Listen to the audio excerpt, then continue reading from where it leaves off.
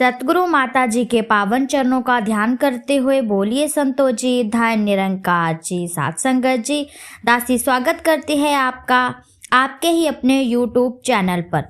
साथ संगत जी, दासी आप जी के सामने फिर से एक नई प्रेरणादायक कहानी लेकर के आई है। नम्रता, जिज्ञासा और संयम धारण करना जरूरी है।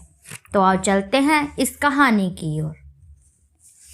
ब्रह्म ज्ञान की प्राप्ति से मनुष्य जन्म मरण के चक्कर से मुक्त हो जाता है। एक नौजवान ने ऐसा ही एक प्रवचन में सुना था। उसके मन में भी ब्रह्म ज्ञान प्राप्ति की जिज्ञासा जागी। उसने एक ब्रह्मा बेता की तलाश की और एक दिन सुबह स्नान करके महात्मा के पास पहुंच गया। उनके चरणों में नतमस्तक होकर बोला, गुरुदेव, मुझे ब्रह्म ज्ञान की दीक्षा दीजिए। गुरुदेव ने उसे दूर से आते हुए देखा था, बेधोती को संभालते हुए ताकि धूल से गंदी ना हो। बड़े गर्व से आ रहा था। गुरुदेव ने उसकी तरफ ध्यान नहीं दिया। वे अपने अन्य शिष्यों के साथ बात करते रहे। थोड़ी देर के बाद उस युवक ने फिर से गुरुदेव से विनती की। इस बार गुरुदेव बोले, थोड़ी देर ठहरो, बाद में बात करेंगे। शिष्यों से वार्तालाप करते वक्त बीच बीच में गुरुदेव उस नौजवान की तरफ भी देख लेते थे। वह बहुत बेचैन हो रहा था। बहुत समय के पश्चात गुरुदेव ने उससे बात की। ज्ञान लेने से पूर्व उसे गुरुदेव ने नदी में स्नान करके आने को कहा। नौजवान बोला, गुरुदेव, मैं सुबह स्नान करके ही निकला था। इस पर गुरुदेव बोले, यदि तुम्हें ब्रह्म ज्ञान चाहिए तो जैसा मैं कहूँगा वैसा ही तुम्हें करना होगा। लाचार सा होकर वह स्नान करने नदी पर गया। इतने में आश्रम की सफाई करने वाले शिष्य ने गुरुदेव से कहा, जब वह नौजवान स्नान करके वापस आए तो उसके शरीर पर थोड़ी धूल फेंक देना। थोड़ी देर में वह स्नान करके नौजवान आ गया और गीले कपड़ों में ही आश्रम के द्वार पर आया तो सफाई करने वाले शिष्य ने उसके ऊपर थोड़ी सी धूल उड़ा दी। इस पर वह नौजवान उस शिष्य पर आग बबूला होकर उसे पीटने दौड़ा। इतने में वहां गुरुदेव पहुंच गए। वह बोले, अरे तू ब्रह्म ज्ञान लेने आया है।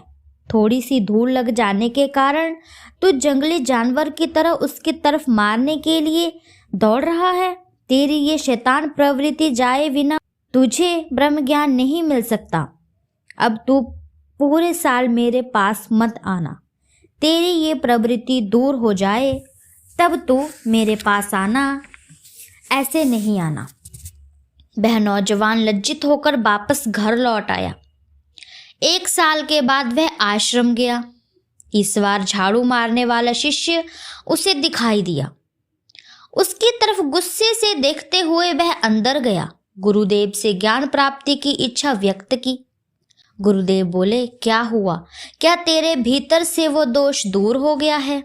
नौजवान बोला, हाँ गुरुदेव, पूरे वर्ष मैंने किसी से लड़ाई झगड़ा नहीं किया। गुरुदेव ने फिर नदी में स्नान करने उसे कहा। उसके जाने के बाद सफाई करने वाले शिष्य को बुलाकर गुरुदेव ने कहा, उसके आने पर फिर से उसके ऊपर धूल फेंकना और इस बार झाड़ू भी स्पर्श कर देना।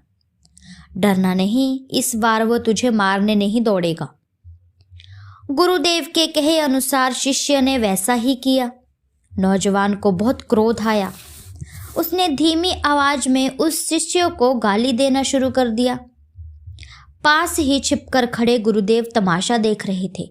वह बोले, अभी भी तेरा क्रोध शांत नहीं हुआ। ब्रह्म ज्ञान तेरे पास नहीं टिक सकता। तेरे भीतर संयम आए बगैर तुझे ब्रह्म ज्ञान नहीं दिया जा सकता। जा, वापिस जा। जब तक यह दोष दूर ना हो जाए तब तक मेरे पास मत आना। पूरे साल प्रयत्न करके संयम रखने का अभ्यास किया। 1 साल बाद फिर से गुरु चरणों में उपस्थित हुआ। इस बार गुरुदेव ने बहुत समय तक उसको इंतजार करने को कहा, परंतु उसने किसी प्रकार का उतावलापन नहीं दिखाया और धैर्य बनाए रखा। आखिर गुरुदेव ने उसे बुलाकर उसकी पूछताछ की और स्नान करके आने को कहा। इस बार भी गुरुदेव ने सफाई करने वाले शिष्य से कहा कि इस बार कचरे की पूरी टोकरी उसके कपड़ों पर डाल देना। सफाई करने वाले शिष्य ने वैसा ही किया, परंतु यह क्या, इस बार उस नौजवान ने क्रोध करने की बजाय हाथ जोड़कर उस शिष्य से बोला, मित्र, तेरा मुझ पर बहुत एहसान है। तेरी वजह से मैं आज क्रोध पर विजय प्राप्त करके संयम और सहनशीलता का आनंद प्राप्त कर रहा हूँ। गुरुदेव ने प्रसन्न होकर उसे आलिंगन किया, उसे आश्रम में स्वयं लेकर गए और उसे ब्रह्म ज्ञान की दीक्षा दी। तो साथ संगत जी, पुरातन समय में ब्रह्म ज्ञान प्राप्त करना आसान नहीं होता था। जिज्ञासु की निष्ठा, जिज्ञासा, संयम, धैर्य देखकर ही यह दात मिलती थी। सतगुरु आज दयालु हुआ है। ब्रह्म ज्ञान जैसी अमूल दात हर मनुष्य को प्राप्त हो, इसीलिए कोई परीक्षा नहीं लेते। ज्ञान की कदर करके उसे अमल में लाकर अपना जीवन सुखी कर लेना चाहिए। इसीलिए ब्रह्म ज्ञान प्राप्ति के लिए नम्रता, जिज्ञासा और संयम धारण करना बहुत ही जरूरी है। जैसे कि एक व्यक्ति एक गधे की पीठ पर गणपति की एक सुंदर मूर्ति रखकर शहर ले जा रहा था। रास्ते में आने जाने वाले लोग श्रद्धा से उस मूर्ति को नमस्कार कर रहे थे। गधे को लगा, लोग मुझे नमस्कार कर रहे हैं। इस खुशी में वह इतना फूल गया कि वह एक ही जगह खड़े होकर रेंगने लगा।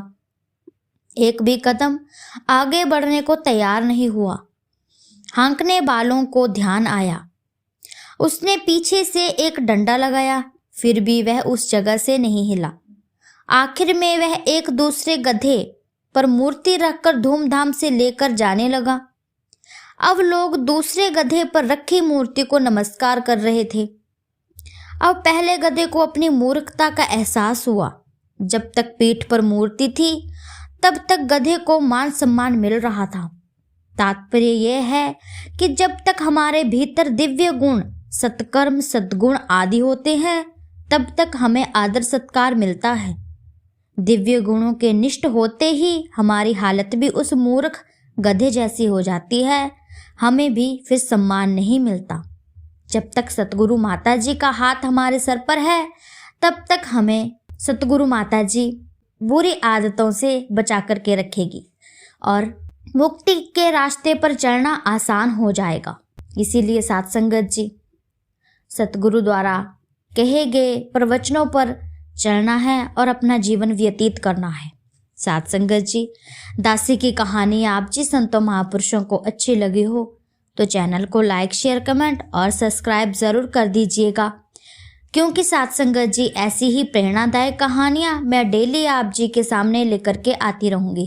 तब तक के लिए धन्य निरंकार जी।